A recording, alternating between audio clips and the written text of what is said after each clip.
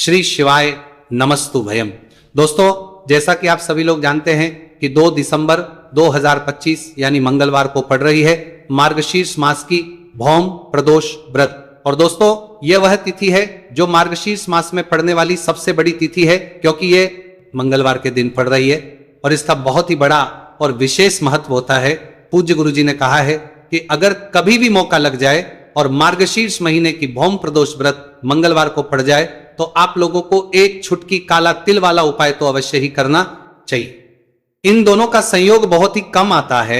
इसी के साथ में गुरुजी ने अपनी शिव पुराण कथा में बताया है कि इस दिन आपको एक छुटकी काला तिल वाला उपाय तो आपको अवश्य ही करना चाहिए, क्योंकि ऐसा दिन पूरे साल में सिर्फ एक ही बार आता है। और दोस्तों, आप सभी लोग जानते हो कि मंगलवार प्रदोष व्रत का अगर सबसे बड़ा कोई उपाय है तो वह एक छुटकी काला तिल वाला उपाय है।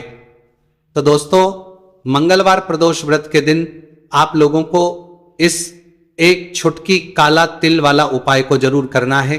बहुत सारे लोग होंगे जिन लोगों ने इस उपाय को ना किया हो, मतलब पूरा साल निकल गया, उन्होंने किसी भी दिन इस छुटकी काला तिल वाला उपाय को ना किया हो। पर दोस्तों, आपके पास एक आखिरी मौका बचा हुआ है, जो कि 2 दिसंबर मंगलवार प्रदोष व्रत के दिन है। इस दिन आप लोगों को इस वाले उपाय को जरूर कर लेना है। भले ही आपने पूरे महीने भर इस उपाय को ना किया हो, पर अगर आपने इस महीने के मंगलवार प्रदोष व्रत के दिन अगर इस वाले उपाय को कर लिया तो आपको इस उपाय को करने का वह फल मिलेगा जिसकी आपने कभी कल्पना भी नहीं करी होगी। इसीलिए आप लोग इस वाले उपाय को एक बार जरूर कर लेना है, ताकि आप लोगों के हाथ से यह मौका ना जा सके और आपको इस उपाय को करने का फल मिल सके। दोस्तों, यह उपाय पंडित जी ने अपनी अभी की ही श्री शिव महापुराण की कथा में बताया है। उपाय को आज हम आपको बहुत अच्छे से समझाने वाले हैं। इस वीडियो को देखने के बाद इस उपाय को समझने के लिए आपको कोई और वीडियो को देखने की जरूरत नहीं पड़ेगी। तो चलिए दोस्तों, उपाय को शुरू करते हैं। देखिए, यह इस मार्गशीर्ष महीने के मंगलवार प्रदोष व्रत के दिन यह इतना खास होता है, इतना महत्वपूर्ण होता है। देखा गया है कभी कभी बड़े बड़े पूजा पाठ अनुष्ठान से जो मनोकामना पूर्ण नहीं होते, वह मार्गशीर्ष महीने की मंगलवार प्रदोष व्रत के दिन एक छोटे से उपाय करने से ही आपकी मनोकामना पूर्ण हो है। और बहुत सारे लोगों ने इस उपाय को किया भी है और उनको इस उपाय को करने का फल भी जरूर मिला है। अगर आप लोग भी इस उपाय को करना चाहते हैं तो आप इस उपाय को पहले अच्छे से समझ लेना, सुन लेना, उसके बाद करना, आपको इस उपाय का फल जरूर मिलेगा। और इस उपाय को कर लेने से आपके घर में चाहे किसी भी प्रकार की दुहक और समस्या क्यों ना चल रही हो, आपको उसका कारण भी नहीं पता है कि भाई ये समस्या किस कारण से चल रही है, उसका कुछ भी कारण हो सकता है, जैसे पितृदोष हो सकता है या किसी भी तरह का मंगल दोष भी हो सकता है। तो इस दिन आप लोगों को ये वाला उपाय कर लेना है। ये एक ऐसा उपाय है जिस उपाय को अगर किसी विशेष दिन पर किया जाए तो भाई उस विशेष दिन का जो है वह तो हमें मिलता ही मिलता है, पर हमने उस दिन पर इस उपाय को किया है तो हमें उससे भी बड़ा फल मिलता है, और फल बहुत जल्दी मिलता है, क्योंकि आप इस उपाय को बहुत ही बड़े और विशेष दिन पर रहे हो तो बहुत जरा रहा रही है। तो हमने, चलिए अब उपाय के बारे में बात करते हैं, लेकिन उससे पहले आप लोगों को यह जानना आवश्यक है कि आखिर यह उपाय किस समय करना है, किसको करना है और कैसे करना है। तो चलिए हम आगे आपको वीडियो में एक एक करके बता देते हैं। लेकिन उससे पहले अगर आप लोग हमारे चैनल पर पहली बार आए हैं या फिर मेरी आवाज आज पहली बार सुन रहे हैं तो हमारे चैनल को सब्सक्राइब जरूर कर लेना, और इस वीडियो को लाइक करके कमेंट बॉक्स में श्री शिवाय नमस्तु भयम ओम नमः शिवाय जरूर टाइप कर देना। तो दोस्तों, इस एक छुटकी काला तिल वाला उपाय को हमें इस मंगलवार प्रदोष व्रत के दिन कैसे करना है, किसको करना है, किस समय करना है और कहां पर करना है, ये सारे सवालों के जवाब आपको इस वीडियो में मिल जाएंगे। और जो ये वीडियो देखेगा भाई, उसको एक छुटकी काला तिल वाला उपाय जरूर करना चाहिए, क्योंकि इस दिन काला तिल का भी बहुत ही बड़ा और विशेष महत्व होता है। और बात आ जाए एक छुटकी काला तिल वाला उपाय की तो यह सोने पे सुहागा वाली बात हो जाती है, और यह एक बहुत ही बड़ा उपाय हो जाता है इस मंगलवार प्रदोष व्रत का। तो अब दोस्तों, इस एक छुटकी काला तिल वाला उपाय को आखिर करना किसको है, सबसे पहले हम लोग वह बात जान लेते हैं। तो देखो, घर की जो बड़ी माताएं बहनें होती हैं, उन माताओं बहनों में से कोई भी एक बड़ी माता बहन इस वाले उपाय को कर सकती है। और दोस्तों, अगर आप तो अपने घर में से सभी सदस्यों को भी इस उपाय को करवा सकते हैं। अगर किसी व्यक्ति की खुद की कोई मनोकामना है खुद की कोई दुख और परेशानी है जो कि वो अपने लिए ही करना चाहता है इस वाले उपाय को, तो वो खुद अपने लिए भी कर सकता है। बाकी अगर कोई घर में से ऐसा है जो कि अपने पूरे घर परिवार की सुख और शांति के लिए ये वाला उपाय करना चाहता है तो भाई वो भी कर सकता है। उसमें भी कोई दिक्कत वाली बात नहीं है। कहने का मतलब है कि इस उपाय को हर एक सदस्य भी कर सकता है और पूरे घर परिवार के सदस्य के लिए घर की बड़ी माताओं बहनों में से कोई एक माता बहन भी कर सकती है। माताएं बहनें अगर घर में उपस्थित ना हो या वह ये वाला उपाय ना कर पा रही हो तो फिर घर का कोई बड़ा सदस्य भी इस एक छुटकी काला तिल वाला उपाय को कर सकता है, चाहे फिर वह पुरुष ही क्यों ना हो, उसमें कोई भी दिक्कत वाली बात नहीं है। उसके बाद में दोस्तों जो अगला प्रश्न निकल आता है वो ये आता है इस उपाय को लेकर कि आखिर इस उपाय को हमें किस समय करना है, सुबह के समय करना है कि शाम के समय करना है। तो देखो इस वाले उपाय को आप लोग सुबह के समय भी कर सकते हो और शाम के समय प्रदोष काल में भी कर सकते हो।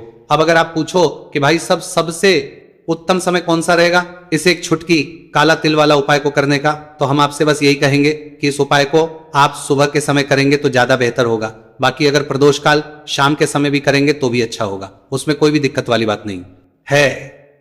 तो अब दोस्तों जो अगली सबसे बड़ी और महत्वपूर्ण बात आती है वो ये आती है कि सुबह अगर हम उपाय को करेंगे तो हमें कितने बजे से लेकर कितने बजे तक के बीच में करना है, और शाम के समय प्रदोष काल में करेंगे तो हमें कितने बजे से लेकर कितने बजे के बीच में करना है।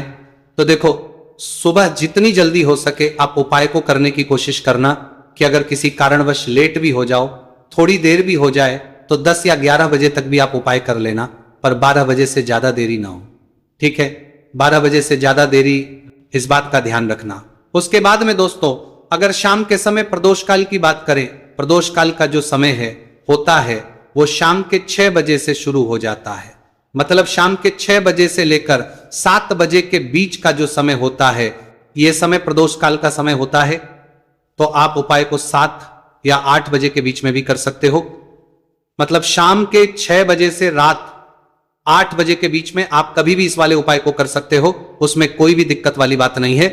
देखिए यदि आपके जीवन में संकट बहुत ही अधिक चल रहे, समस्याएं बहुत ही अधिक चल रही, एक एक रूप खर्च करने आपको बस ओढ़ रहा है, भूमि से जुड़ी हुई कोई भी समस्या हो या फिर आपके विवाह से जुड़ी हुई कोई भी समस्या हो या आपके व्यापार से जुड़ी हुई कोई भी समस्या हो, तो आपकी ये सारी समस्या इस मंगलवार प्रदोष व्रत के दिन समाप्त होने वाली है। तो चलिए दोस्तों जानते हैं उस विशेष उपाय के बारे में। देखिए इस वीडियो में हम पूज्य गुरु जी द्वारा बताए गए 3 बहुत ही चमत्कारिक उपायों के बारे में जानेंगे। देखिए ये जो उपाय है आपके जीवन से दुर्भाग्य का तो अंत करेंगे ही साथ यदि आपके जीवन में धन की समस्या चल रही है तो वह सभी भी आपकी समाप्त हो जाएंगी। देखिए गुरुजी ने बताया है कि जब भी मंगलवार प्रदोष व्रत का दिन पड़े तो हमें कर्ज मुक्ति के लिए कुछ उपाय करने चाहिए। इसी के साथ हमें धन प्राप्ति, भूमि से जुड़े कार्यों और विवाह के लिए भी उपाय करने चाहिए। तो चलिए दोस्तों जानते हैं गुरुजी द्वारा बताए गए सबसे पहले उपाय के बारे में। देखिए ये उपाय विशेषकर उन लोगों को करना है जिनकी भूमि से जुड़ी कोई भी समस्या चल रही हो, यानी कि उनकी भी जमीन से जुड़ी हुई समस्या चल रही है, यानी कि जो लोग मकान खरीदना चाहते हैं या फिर उनका खेत से जुड़ा कोई भी केस चल रहा है या फिर जिनके भी विवाह में विलंब हो रहा है या फिर जिन भी लोगों के जीवन में कर्ज बहुत ही अधिक बढ़ने लगा है, कर्ज जो है वो चुका नहीं पा रहे हैं, तो गुरुजी ने कहा है कि ऐसे लोगों को यह उपाय करना चाहिए। देखिए इस उपाय के लिए आपको थोड़े से काले तिल ले लेने हैं। देख आपको मात्र एक चुटकी काले तिल ले लेने हैं। इसी के साथ में आपको थोड़ा सा शहद ले लेना है। फिर सबसे अंत में आपको एक लोटा शुद्ध जल ले लेना है। तांबे के पात्र के अंदर आपको अपने घर से शुद्ध जल ले लेना है और इन सभी सामग्रियों को आपको लेकर के पहुंच जाना है। भगवान शिव के मंदिर में देखिए पूज्य गुरुजी ने बताया है कि इस उपाय को आप सुबह से लेकर के शाम तक किसी भी समय में कर सकते हैं। देखिए मंदिर पहुंचने के आप जो काले तिल लेकर के गए थे उनमें आपको थोड़ा सा शहद लगा लेना है। देखिए आप जो शहद लेकर के आए हैं उस शहद में आपको ये काले तिल अच्छे से डुबो देना है और शहद से युक्त ये जो काले तिल हैं इन्हें आपको शिवलिंग पर अर्पित कर देने हैं या फिर आपको शिवलिंग के चारों तरफ अच्छे से काले तिल का लेपन कर देना है। पूज्य गुरुजी ने बताया है कि लेपन करते समय यदि आपके जीवन में कर्ज से जुड़ी समस्याएं चल रही हैं, लेपन करते समय आपको आर्यन मुक्तेश्वर महादेव का स्मरण करना है या फिर आपके जीवन में विवाह से संबंधित या फिर जमीन से संबंधित कोई भी समस्या चल रही है तो फिर आपको मंगलेश्वर महादेव का स्मरण करना है। इसके बाद जो आप जल लेकर के आए हैं उसे आपको धीरे धीरे शिवलिंग पर अर्पित कर देना है तथा आपको लगातार शिव महापुराण के मूल मंत्र श्री शिवाय नमस्तुभयम इस मंत्र का जाप करते रहना है। पूज्य गुरु जी ने बताया है कि सिर्फ एक मंगलवार प्रदोष व्रत ये उपाय करके देखना और आप स्वयं देखेंगे कि 2 से 3 महीने के अंदर आपके जीवन से जुड़ी हुई जो भी समस्याएं हैं बस सभी समस्या बहुत ही जल्द महादेव की कृपा से दूर होने लगेगी। तो दोस्तों इस प्रकार से आपको यह पहला उपाय ना है। अब हम जानते हैं दूसरे विशेष उपाय के बारे में। देखिए इस उपाय के लिए आपको एक प्यारी सी बेलपत्र ले लेनी है। इसी के साथ में एक लोटा शुद्ध जल लेना है तांबे के पात्र के अंदर और इसी के साथ में आपको थोड़ा सा शहद ले लेना है। देखिए मंगलवार का दिन है और मंगलवार प्रदोष व्रत के दिन यदि हम शहद का उपाय करते हैं तो इससे महादेव हमसे बहुत ही अधिक प्रसन्न होकर के हमारी मनोकामना को परिपूर्ण करते हैं। देखिए दोस्तों यदि आपको बेलपत्र नहीं मिल पाती है तो आप भगवान शिव के शिवलिंग पर जो बेलपत्र छड़ी हुई होती है उसे शुद्ध जल से धो करके उसका उपयोग कर सकते हैं। तो इन सभी सामग्रियों को आपको भगवान शिव के मंदिर में लेकर के पहुंच जाना है। गुरुजी ने कहा है कि इस उपाय को भी आप सुबह से लेकर के शाम तक किसी भी समय में कर सकते हैं। देखिए मंदिर पहुंचने के बाद आपके पास जो एक बेलपत्र है और बेलपत्र की जो सबसे बड़ी वाली पत्ती होती है और उसकी जो चिकनी साइड होती है उस पर आपको अच्छे से शहद का लेपन कर देना है। यानी कि बेलपत्र की बड़ी वाली पत्ती पर पूरी ही पत्ती पर अच्छे से शहद लगा देना है। अब देखिए ये जो बेलपत्र है इसे आपको अपने सीधे हाथ की हथेली पर रखना है और आपके जो भी कार्य अटक रहे हैं, देखिए बहुत से लोग ऐसे होते हैं जो अपने नौकरी को प्राप्त करने के लिए सालों से तैयारी करते हैं लेकिन उनको नौकरी नहीं प्राप्त हो पाती है। बहुत से ऐसे लोग होते हैं जो बहुत ही मेहनत करते हैं, धन भक्ति के लिए बहुत अधिक प्रयास करते हैं लेकिन फिर भी उनको धन प्राप्त नहीं हो पाता है। तो गुरुजी ने बताया है कि जब भी आपको अपने कार्यों में सफलता ना मिले तो फिर आपको मंगलवार के दिन इस उपाय को अवश्य करना चाहिए। देखिए अब आपको जिस भी कार्य में सफलता प्राप्ति करनी है उस कार्य को सफल बनाने के लिए आपको महादेव से प्रार्थना कर लेनी है और फिर ये जो एक बेलपत्र है इसे आपको भगवान शिव के शिवलिंग पर अर्पित कर देनी है। देखिए बेलपत्र की चिकनी साइड जिस पर आपने शहद लगाए है वह शिवलिंग से स्पर्श रहेगी और इसकी जो डंडी है वो आपको जलाधारी की ओर रखनी है। इस प्रकार से आपको यह बेलपत्र अर्पित कर देनी है। अब देखिए आप जो एक लोटा जल लेकर के आए हैं उसे आपको भगवान शिव के शिवलिंग पर धीरे धीरे अर्पित कर देना है। श्री शिवाय नमस्तुभयम इस मंत्र का जाप करते हुए देखिए जैसे ही ये जल शिवलिंग से होकर के जलाधारी की ओर बह करके आएगा तो इसे आपको थोड़ा सा अपने सीधे हाथ की हथेली में झेल लेना है। इस जल को आपको अपनी दोनों आंखों पर लगा लेना है और इस जल का थोड़ा सा छिड़काव आपको अपने शरीर पर कर लेना है। पूज्य गुरु जी ने बताया है कि जब भी हम मंगलवार के दिन शहद वाली बेलपत्र शिवलिंग पर अर्पित करते हैं तो इससे हमें महादेव हर कार्य में सफलता प्राप्त करवाते हैं। यदि हमें अपनी मेहनत करने के बावजूद भी पर्याप्त मात्रा में सफलता नहीं मिल पा रही है तो गुरुजी ने कहा है कि आपको मंगलवार प्रदोष व्रत के दिन यह चमत्कारिक उपाय अवश्य ही कर लेना है। अब दोस्तों हम जान लेते हैं गुरुजी द्वारा बताए गए तीसरे विशेष उपाय के बारे में। देखिए इस उपाय के लिए भी आपको मात्र एक लोटा शुद्ध जल ले लेना है तांबे के पात्र के अंदर। फिर इसी के साथ में आपको एक प्यारी सी बेलपत्र ले लेनी है। बेलपत्र आपको ध्यान रखना है कि कैसे भी कटी हुई खंडित नहीं होनी चाहिए। अब देखिए मात्र 2 सामग्री लेकर के आपको भगवान शिव के मंदिर में पहुंच जाना है।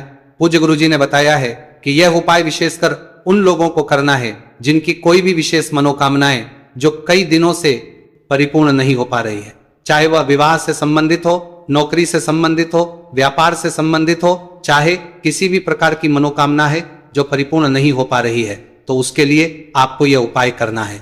देखिए इस उपाय को भी आप सुबह से कि शाम तक एक किसी भी समय में कर सकते हैं। देखिए मंदिर पहुंचने के बाद सबसे पहले तो आप बेलपत्र लेकर के आए हैं, उसे आपको अपने सीधे हाथ की हथेली पर रखना है और आपको महादेव से प्रार्थना करनी है कि हे मेरे महादेव, मेरी ये जो मनोकामनाएं बहुत दिनों से अधूरी है, मैंने कई प्रकार के उपाय कर लिए हैं, कई प्रकार के व्रत कर लिए हैं, लेकिन अभी तक मेरी मनोकामना परिपूर्ण नहीं हो पाई है। तो उस मनोकामना को परिपूर्ण करने के लिए प्रार्थना करनी है और यह एक बेलपत्र आपको शिवलिंग पर अर्पित कर देनी है।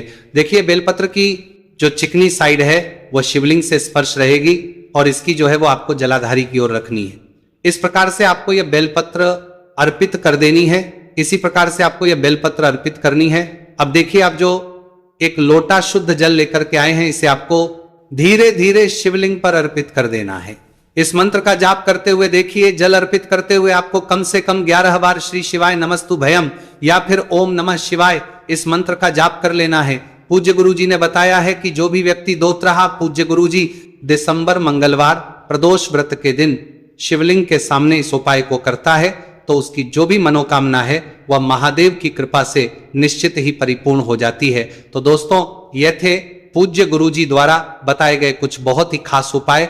अगर आपको जानकारी अच्छी लगी हो तो वीडियो लाइक करिएगा। मिलते हैं फिर एक नए वीडियो के साथ। श्री शिवाय नमस्तु भयम।